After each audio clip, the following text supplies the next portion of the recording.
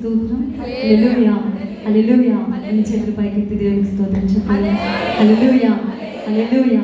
ఎందుకంటే అవకాశం ఇచ్చిన దేవదేవునికి నా వందనాలు తెలియజేస్తా ఉన్నాను. నాకు ఈ అవకాశం ఇచ్చిన అన్నయ్యకి నా వందనాలండి. మీ అందరికీ కూడా నా వందనాలు. అందరికీ వందనాలండి. చిన్న ప్రార్థన చేస్తున్నాను. దేవాది దేవ మీకు వందనాలు.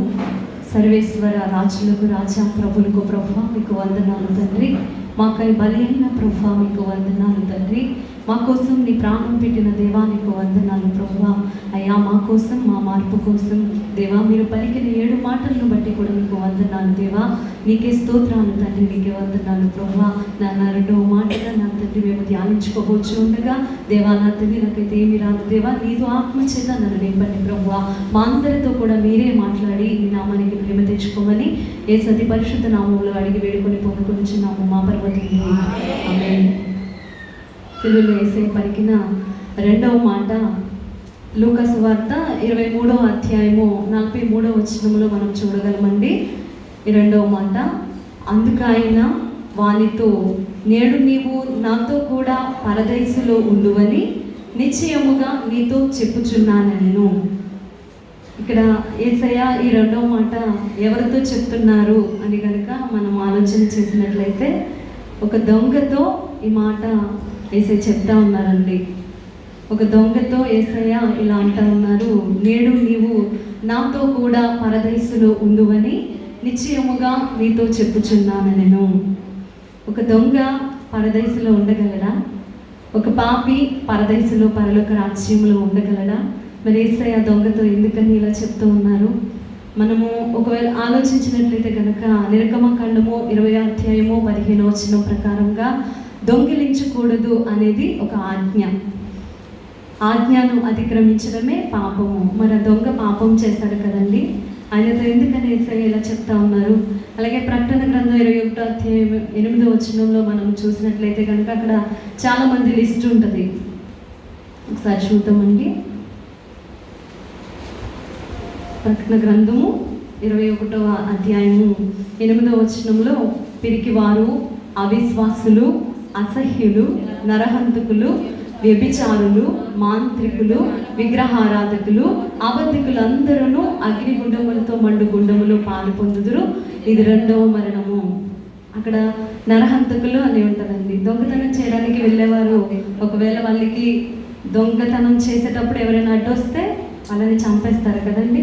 నరహంతకులు ఎవరు కూడా పరలోక రాజ్యంలో ప్రవేశించరని, వారు 2వ మరణం పాలవ్వాల్సిందేనని దేవుని వాక్యం చెప్తుంది. మరి అలాంటప్పుడు దొంగతో యేసయ్య ఇలా ఎందుకని చెప్తా ఉన్నారు? నేడు నీవు నాతో కూడా పరదైసులో ఉందువు అని నిశ్చయముగా నీతో చెప్పుచున్నానని యేసయ్య చెప్పారు కదండి.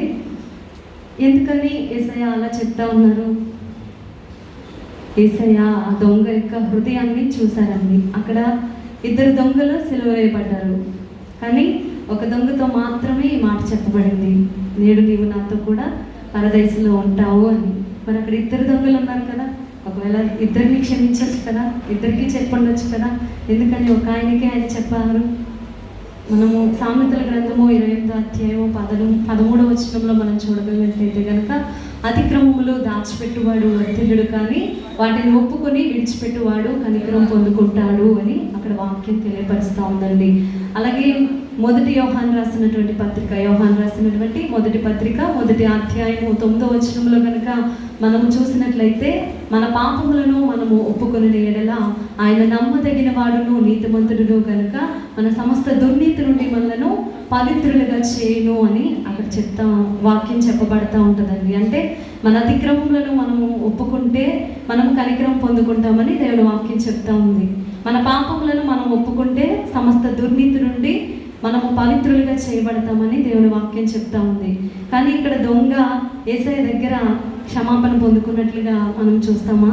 పై వచనాలు కనుక మనము చూసినట్లయితే అక్కడ దొంగ ఇంకొక దొంగతో మాట్లాడినప్పుడు పశ్చాత్తాపడినట్టుగా ఉంటుంది, కానీ యేసయ్యతో మాట్లాడినప్పుడు పశ్చాత్తాపడినట్లుగా, అంటే యేసయ్యతో ఏమని అంటారంటే దొంగ 42వ వచనం లూకా సువార్త 23వ అధ్యాయము 42వ వచనంలో ఆయన వైపు చూసి, యేసు నీవు నీ రాజ్యంలోనికి వచ్చినప్పుడు నన్ను జ్ఞాపకం చేసుకోమని ఆయన్ని అడుగుతాడండి. అంతే, యేసయ్యతో ఆయన మాట్లాడిన మాట అది. యేసు నీవు నీ రాజ్యంలోనికి వచ్చినప్పుడు నన్ను జ్ఞాపకం చేసుకో అనేసి యేసయ్యతో అంటారు. ఆ దొంగ ఆ మాట ఒకటే మాట్లాడుతున్నాడు యేసయ్యతోటి. మరి ఎందుకు యేసయ్య ఆయన క్షమించారు? ఆ పై వచనాలు కనుక మనం చూస్తే అక్కడ ఒక నేరస్తుడు, నీవు క్రీస్తువు కదా, నిన్ను నీవు రక్షించుకో, మమ్మల్ని కూడా రక్షించు అని ఆయన దూషిస్తూ ఉంటాడు. మనము మార్కు సువార్తలో కానీ మత్తయి సువార్తలో కానీ మనం చూస్తే ఈ దొంగ కూడా ఆయన్ని దూషించినట్లుగా, ఆయనతో సిలువ వేయబడిన వారు కూడా ఆయన నిందించారని అక్కడ మనకి కనపడుతూ ఉంటుందండి. మత్తయి సువార్తలో, మార్కు సువార్తలో కనుక మనం చూస్తే, మత్తయి సువార్త 27వ అధ్యాయము 44వ వచనంలో, మార్కు సువార్త 15వ అధ్యాయము 32వ వచనంలో ఆయనతో కూడా సిలువ వేయబడిన వారును ఆయన నిందించిరి అనే మాట మనకు కనబడుతూ ఉంటుంది. అంటే ఈ దొంగ కూడా అక్కడ నిందించినట్లుగా మాట్లాడినట్టే కదండి. మరి అక్కడ మమ్మల్ని కూడా రక్షించమని ఆ దొంగ చెప్తా ఉన్నప్పుడు ఈ రెండవ దొంగ ఆయన అంటారు కదండి, ఈ రెండవ వాడు వారిని గద్దించి, నీవు అదే శిక్షా విధిలో ఉన్నావు కనుక దేవునికి భయపడవా? మనకైతే ఇది న్యాయమే, మనము చేసిన వాటికి తగిన ఫలము పొందుచున్నాము, కానీ ఈయన ఏ తప్పిదము చేయలేదని ఇంకో దొంగతోటి చెప్తా ఉన్నాడండి. ఈ దొంగకి కన్నులు తెరవబడ్డాయి. ఎప్పుడు కన్నులు తెరవబడ్డాయి అంటే, యేసయ్య ముందుగా ఒక మాట పలికారు కదండి, తండ్రి వీరేమి చేయుచున్నారో వీరు ఎరుగరు కనుక వీరిని క్షమించు అని దేవునికి ప్రార్థన చేస్తూ ఉన్నారు. ఎప్పుడైతే దేవునికి ఆ ప్రార్థన ఆయన చేస్తూ ఉన్నారో అప్పుడు ఈ పక్కనున్న దొంగ కన్నులు తెరవబడ్డాయి ఆయన చూసినప్పుడు. నిర్గమకాండము 21వ అధ్యాయము 20 నుంచి 23 వచనాలు కనుక మనం చూసినట్లయితే అక్కడ ధర్మశాస్త్ర ప్రకారం కంటికి కన్ను, పంటికి పన్ను, కాలుకి కాలు, చెయ్యికి చెయ్యి అని రాయబడుతుందండి. అంటే ధర్మశాస్త్రం ప్రకారం కంటికి కన్ను, పంటికి పన్ను అంటే మనం పగ తీర్చుకోవచ్చు అనమాట ఆ మాట ప్రకారం. కానీ ఇక్కడ యేసయ్య వాళ్ళని శిక్షించమని కోరలేదు, తండ్రి వీరేం చేస్తున్నారు వీరిని క్షమించు అని కోరారు. ఎప్పుడైతే యేసయ్య అలా క్షమాపణ అనేది వాళ్ళకి పెట్టారో ఆ దొంగ కన్నులు తెరవబడ్డాయి అన్నమాట. ఆ దొంగ కన్నులు తెరవబడినప్పుడు యేసయ్య నిజంగానే దేవుని కుమారుడని ఆ దొంగ గుర్తించగలిగాడు.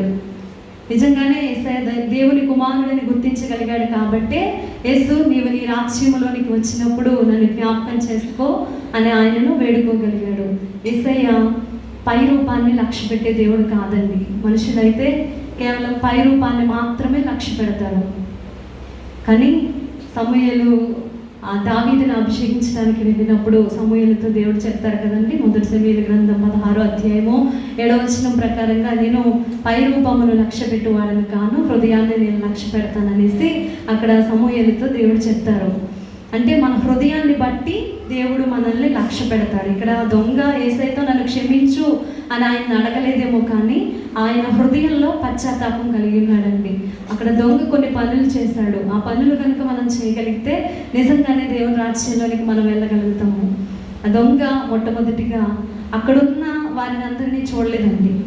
అక్కడ ఇద్దరు దొంగలు ఉన్నారు. ఆ ఇద్దరు దొంగలు కూడా వ్యత్యాసం. ఒక ఆయన ఒకలాగా ఆలోచిస్తే ఒక ఆయన వేరేలాగా ఆలోచించారు. ఈ దొంగ చుట్టుపక్కల ఉన్న పరిస్థితుల్ని చూడలేదు, చుట్టూ ఉన్న వారిని చూడలేదు, యేసయ్యని చూశారు, యేసయ్య గుణగణాలని చూశారు. చాలామంది సంఘానికి వస్తారు కానీ యేసయ్యని చూడరు, మాట్లాడుకుంటూ ఉంటారు. కొంతమంది వాక్యం చెప్తా ఉంటే నిద్రపోతూ ఉంటారు. యేసయ్య ఏం చెప్తున్నాడు ఈరోజు, నాతో ఏం మాట్లాడాలని అనుకుంటున్నారు అని ఆలోచించి వినేవాళ్ళు చాలా తక్కువ మంది ఉంటారు. ఏం మాట్లాడతాడు అని యేసయ్య వైపు చూసేవాళ్ళు చాలా తక్కువ మంది ఉంటారు. యేసయ్య వైపు ఎవరైతే చూస్తారో వారి వైపు యేసయ్య చూస్తాడండి. ఎవడు దీనుడై నలిగిన హృదయము గలవాడై నా మాట విని వణుకుచూ ఉండునో వానిని నేను దృష్టించుచున్నానని యెషయా గ్రంథం 66వ అధ్యాయం 2వ వచనంలో ఆయన చెప్తా ఉన్నారండి. అంటే మనము దీన హృదయం కలిగి ఆయన వైపు చూడగలిగినట్లయితే ఆయన మనల్ని చూస్తారు. ఎప్పుడైతే యేసయ్య దగ్గరికి మనం వచ్చామో యేసయ్యలో ఉన్న గుణగణాలను తెలుసుకోవడానికి ప్రయత్నించాలి. వచ్చి అల్లని వెళ్ళని చూడడం వల్ల, వాళ్ళతో వీళ్ళతో మాట్లాడడం వల్ల మనకు కలిగే ప్రయోజనం ఏమి ఉండదు అనేది నా అభిప్రాయం. ఖచ్చితంగా ఉండదండి. యేసయ్యని చూసినప్పుడు మనము ఖచ్చితంగా అనేక విధమైన మేలులు పొందుకోగలుగుతాము. యేసయ్య మనల్ని చూస్తాడు, ఆయన్ని మనల్ని చూసినప్పుడు. అలాగే ఈ దొంగ రెండోదిగా తనని తాను చూసుకున్నాడండి. తనని తాను పరీక్షించుకున్నాడు. మనకైతే ఈ శిక్ష న్యాయమే అని అక్కడ దొంగతో మరొక దొంగతో ఆ దొంగ మాట్లాడుతూ ఉంటారు. అంటే తనని తాను చూసుకున్నాడు. చాలామంది వాళ్ళని వాళ్ళు పరీక్షించుకోరండి. మనం ఏమై ఉన్నామో, మన తప్పిదాలు ఏంటో మనల్ని మనం పరీక్షించుకోరు అనమాట. వాళ్ళని వాళ్ళు పరీక్షించుకోరు. ఎదుటి వాళ్ళలో ఉన్న లోపాలను మాత్రం ఎత్తి చూపించడానికి ప్రయత్నిస్తూ ఉంటారు. నిజానికి మనల్ని మనం పరీక్షించుకున్నప్పుడు మన తప్పిదాలు మనకే తెలుస్తాయి కదా. అప్పుడు ఇంకా మనం ఏ తప్పు చేయలేము. మనల్ని మనం పరీక్షించుకున్నప్పుడు ప్రతిరోజు అవసరమైతే ప్రతి క్షణము కూడా మనల్ని మనం పరీక్షించుకున్నప్పుడు, మనల్ని మనం చూసుకున్నప్పుడు మనము ఏ తప్పు చేయలేము. ఎందుకంటే మనం తప్పు చేస్తే మనల్ని మనం పరీక్షించుకుంటున్నాం కదా, మనకు తెలుస్తుంది, ఖచ్చితంగా తెలుస్తుంది. అప్పుడు ఏ తప్పు చేయలేము. అందుకనే మనల్ని మనం పరీక్షించుకోవాలి. మనల్ని మనం పరీక్షించుకునే వారిగా ఉండాలి. పరీక్షించుకుని మనం ఏ తప్పు చేస్తున్నామో లేక మేము యథార్థంగానే జీవిస్తున్నామా అనేది మనల్ని మనం పరీక్షించుకోగలగాలి. ఆ దొంగ చేసినట్లుగా తనని తాను పరీక్షించుకున్న తర్వాత తను పశ్చాత్తాపడుతున్నాడండి. చాలామంది పరీక్షించుకుంటారేమో కానీ ఒకవేళ నిజంగానే వాళ్ళు చేసేది తప్పు అని తెలిసినా వాళ్ళు ఒప్పుకోరు. తప్పు చేసే వాళ్ళని వాళ్ళు ఒప్పుకోరు, నేను తప్పు చేస్తున్నానని. అసలు పశ్చాత్తాపం అనేది చాలామందికి కలగదు. ఎంత తప్పు చేసినా అది వాళ్ళకి తెలిసి చేసినా సరే వాళ్ళకి పశ్చాత్తాపం అనేది రాదు. ఆ పశ్చాత్తాపం మనలో కలిగితే, విరిగి నలిగిన హృదయంతో మనము దేవుని సన్నిధికి చేరగలిగితే ఆయన క్షమించలేనటువంటి పాపం అనేది ఏది లేదండి. యేసయ్య క్షమించలేని పాపం అనేది ఏదీ లేదు. ఎప్పుడైతే నీవు నీ పాపాలను హృదయపూర్వకంగా పశ్చాత్తాపముతో ఆయన ఎదుట ఒప్పుకుంటావో ఆ పాపాలన్నిటి నుండి నీకు విడుదలిస్తాడు. పడమటికి తూర్పు ఎంత ఎడమో అంత దూరముగా మన పాపాలను విసిరివేస్తాడంట యేసయ్య. అందుకనే ఈ దొంగతో దేవుడు వాని యొక్క హృదయాన్ని చూశారు కాబట్టి, వానిలో ఉన్న పశ్చాత్తాపాన్ని ఆయన చూశారు కాబట్టే ఆ దొంగతో నేడు నీవు నాతో కూడా పరదేశంలో ఉంటావు అని చెప్పారండి. ఎంతమందికి ఈ మాట అంటే సంతోషం? ఎంతమందికి ఇష్టం? యేసయ్య రాజ్యంలో నేను ఉండాలి అనే ఆశ నాకు ఉంది అన్న వాళ్ళు చేతులెత్తుతారా? మన నిజమైన మారుమనసు పొందుకుని రక్షణ పొందుకున్నారా? యేసయ్య రాజ్యంలోనికి వెళ్ళాలని ఆశ కలిగిన వీళ్ళందరూ కూడా నిజమైన పశ్చాత్తాపము కలిగి ఉన్నారా?